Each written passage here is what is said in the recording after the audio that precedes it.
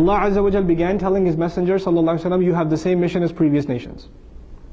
And the messengers He highlighted, notice Allah did He tell us a lot about the careers of those messengers? Nuh alayhi salam, Musa alayhi salam, Isa, Ibrahim alayhi salatu salam. Did He tell us a lot about their nations? He did, didn't He? Even Ibrahim alayhi salam a little bit, but the others far more. And all of those nations, were those nations destroyed? With the exception of Ibrahim alayhi salam, even then he had to deal with Namrud. We don't know about a nation directly. But were those nations destroyed? So even though he's on the same mission, it's pretty gloomy outlook. If that happened to all those messengers, and I'm on the same mission. And then on top of that, Allah said, the mushrikun kabura ala al-mushrikeen. It's too hard for them to accept.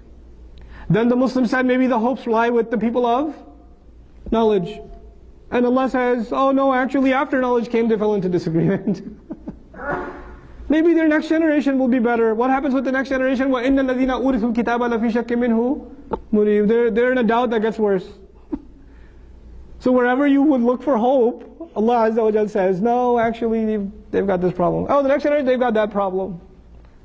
So now the Messenger ﷺ is piled with problem on top of problem, on top of problem, on top of problem. The Muslim Islamic work is exactly like that. If you want to think of the obstacles to Islamic work, you will think of problem, on top of problem, on top of problem, on top of problem.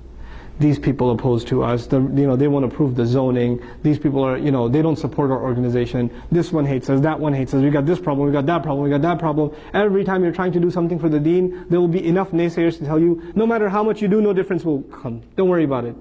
There's all these efforts are happening, nothing changes ever. It's the standard uncle line, I call it. Brother, you can do everything you want, nothing will change.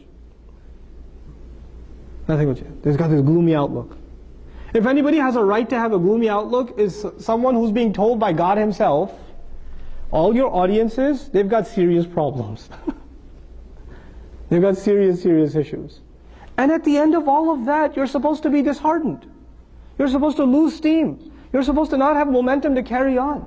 Allah says, فَلِذَلِكَ, and for that reason, talking about all of those problems as though they are a reason, فَلِذَلِكَ فَادْعُوا, then for that reason you should invite. I thought all of these are reasons not to invite. Because all of these are reasons to say, what's the point? I was expecting, فَلِذَلِكَ لَا تَدْعُوا أُتْرُكُمْ. Leave them alone, what's the point? Allah says, فَلِذَلِكَ فَادْعُوا. Because of that reason, because despite all these obstacles, actually because all of these obstacles exist, that's why I've sent you with this revelation. Come, invite them. وَاسْتَقِمْ كَمَا أُمِرْتَ, and you remain firm as you've been commanded.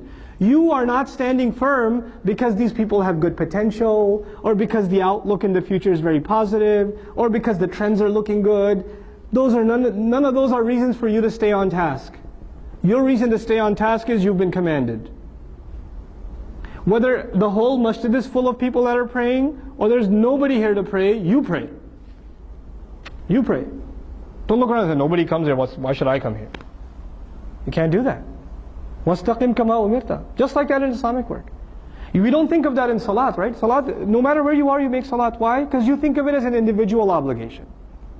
When it comes to collective work, we say nobody else is joining this organization. Nobody else is helping out at that meeting. Everybody else shows up late to the meeting. Nobody else volunteers. Why should I?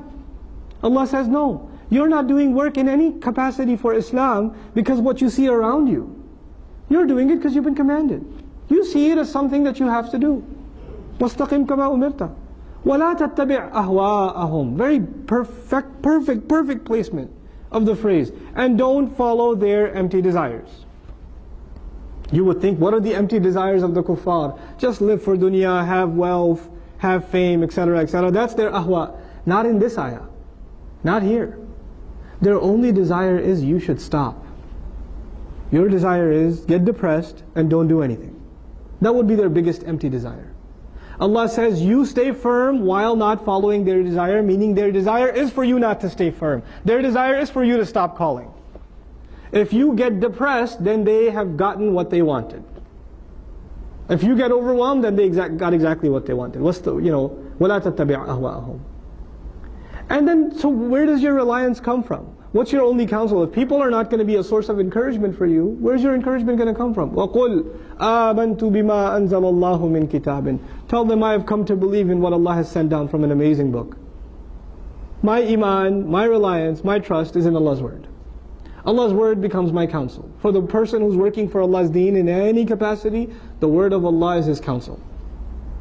It's the word of Allah he turns to get motivation to keep going, to deal with his problems, to soften his heart, to alleviate the sadness.